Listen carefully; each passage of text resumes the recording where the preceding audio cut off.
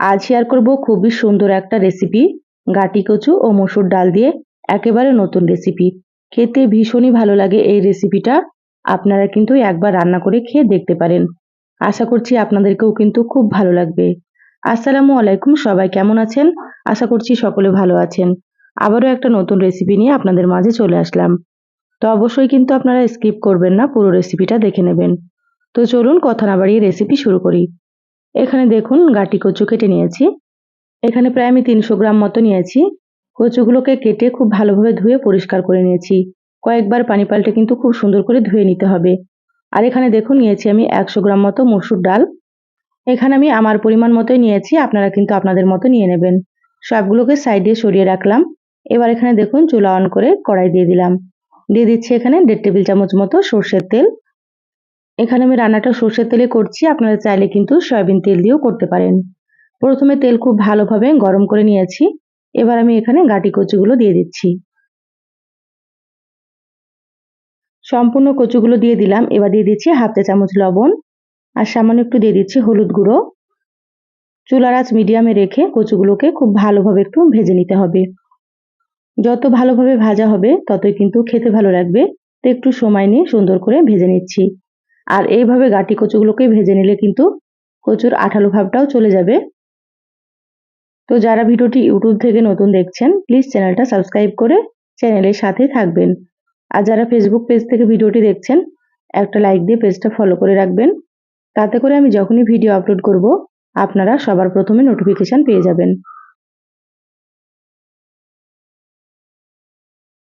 অনেকেই হয়তো গাটি কচু খেতে পছন্দ করেন না, তো আমার রেসিপিটা ফলো করে একবার খেয়ে দেখবেন।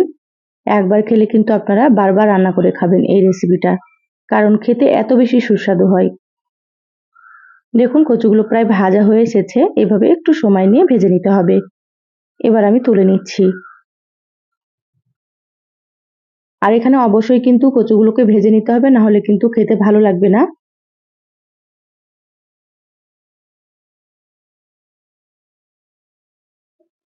গাটি কচুগুলো তুলে প্লেটে রেখে দিলাম। কড়াইয়ে আবারও দিয়ে দিচ্ছি ১.৫ টেবিল চামচ মতো সর্ষের তেল। এখানে কিন্তু তেলের পরিমাণটা আপনারা কম বেশি করে নিতে পারেন। তেলের মধ্যে দিয়ে দিলাম একটা শুকনো মরিচ, দিয়ে দিচ্ছি হাফ চা চামচ গোটা জিরা। এবার জিরা আর শুকনো মরিচটাকে হালকা একটু লালচে করে ভেজে নেব।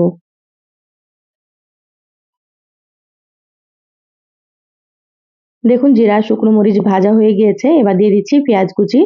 তো এখানে আমি মিডিয়াম সাইজের দুটো পেঁয়াজ কুচি দিয়ে দিলাম। পেঁয়াজটা ছোট ছোট করে কুচি করে নিয়েছি আর দিয়ে দিলাম ৩টে চেরা কাঁচামরিচ। আপনারা যেমন ঝাল খাবেন সেইভাবে করে এখানে মরিচ ব্যবহার করবেন। এবার পেঁয়াজ আর কাঁচামরিচগুলোকে একটু ভেজে নেব, হালকা একটু লালচে করে। একটু হালকা লালচে করেই ভেজে নিতে হবে। তো দেখুন আমি কিভাবে ভেজে নিচ্ছি। পেঁয়াজ আর কাঁচামরিচগুলো ভাজা হয়ে গিয়েছে। এবার দিয়ে দিচ্ছি হাফ চা চামচ আদা বাটা আর দিয়ে দিচ্ছি হাফ চা চামচ মতো রসুন বাটা। দিয়ে দিচ্ছি এখানে একটা টমেটো কুচি। টমেটো দিলে কিন্তু রেসিপিটা খেতে আরো বেশি ভালো লাগবে। যদি হাতের কাছে থাকে অবশ্যই দিয়ে দেবেন, যদি না থাকে না দিলেও হবে। এখানে দিয়ে দিলাম স্বাদ মতো লবণ। হাফ চা চামচ থেকে একটু কম দিয়ে দিলাম হলুদ গুঁড়ো। এবার মশলাটাকে একটু ভেজে নেব, যাতে করে আদা রসুনের কাঁচা গন্ধটা চলে যায় আর টমেটোগুলো একটু নরম হয়ে যায়। তো চুলার আঁচটা মিডিয়ামে রেখে একটু ভেজে নিচ্ছি।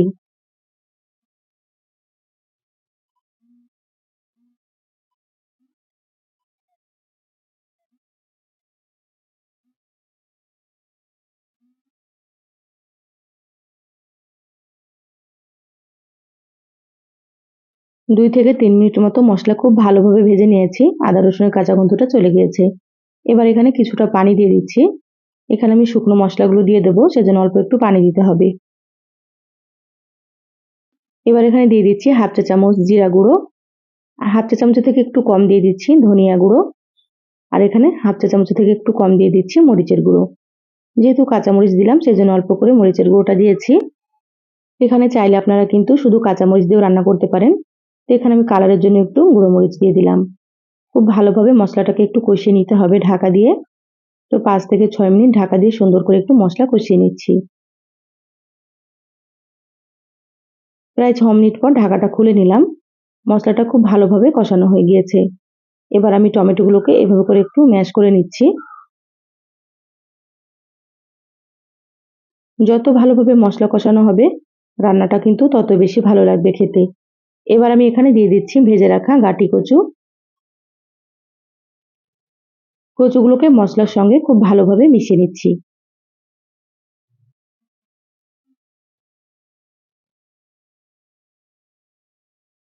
গাটি কচুগুলো খুব ভালোভাবে মশলার সঙ্গে মিশিয়ে নিলাম। এবার আমি 1 থেকে 2 মিনিট এভাবে একটু মিডিয়াম আঁচে কষিয়ে নেব। 2 মিনিট মতো কষিয়ে নিয়েছি। এবার আমি এখানে দিয়ে দিচ্ছি মসুর ডাল। তো মসুর ডালগুলো আমি কয়েকবার পানি পাল্টে ধুয়ে পরিষ্কার করে নিয়েছি। সম্পূর্ণ ডালগুলো দিয়ে দিলাম। এবার সমস্ত একসাথে আবারও খুব ভালোভাবে একটু নেড়েচেড়ে মিশিয়ে নিচ্ছি। আমার চ্যানেলে আরও অনেক রেসিপি আছে, চাইলে আপনারা কিন্তু দেখে নিতে পারেন। খেতে খুব ভালো হয় রেসিপিগুলো। আপনারাও একবার রান্না করে খেয়ে কমেন্ট করে জানাবেন আপনাদেরকে কেমন লেগেছে।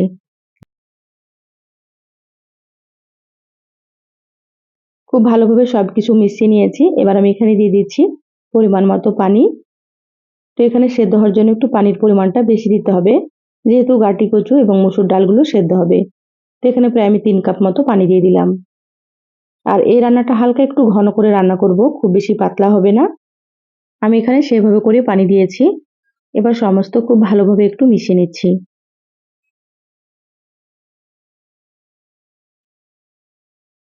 এবার ঢাকা দিয়ে 10 থেকে 12 মিনিট মতো রান্না করব মিডিয়াম আঁচে। তারপরেই আপনাদেরকে আমি দেখাচ্ছি। প্রায় 15 মিনিট আমি মিডিয়াম আঁচে রান্না করে নিয়েছি। ঢাকাটা খুলে নিলাম। এবার দেখে নেব সবকিছু সেদ্ধ হয়েছে কি। দেখুন কচুগুলো কিন্তু খুব সুন্দর মতো সেদ্ধ হয়ে গিয়েছে, আর মসুর ডালগুলো একেবারে সুন্দর সেদ্ধ হয়েছে। দেখে আপনারা বুঝতে পারছেন। এবার আমি এখানে দিয়ে দিচ্ছি হাফ চা চামচ ভাজা জিরা গুঁড়ো। রান্না শেষে ভাজা জিরার গুঁড়োটা দিলে খুব ভালো লাগে খেতে। তা আপনারা একটু দেওয়ার চেষ্টা করবেন। এবার মশলাটাকে খুব ভালোভাবে একটু মিশিয়ে নিচ্ছি। দেখুন এখন মনে হচ্ছে অনেকটাই পাতলা। এটা নামানোর পরে হালকা একটু ঠান্ডা হলে ঘন হয়ে যাবে।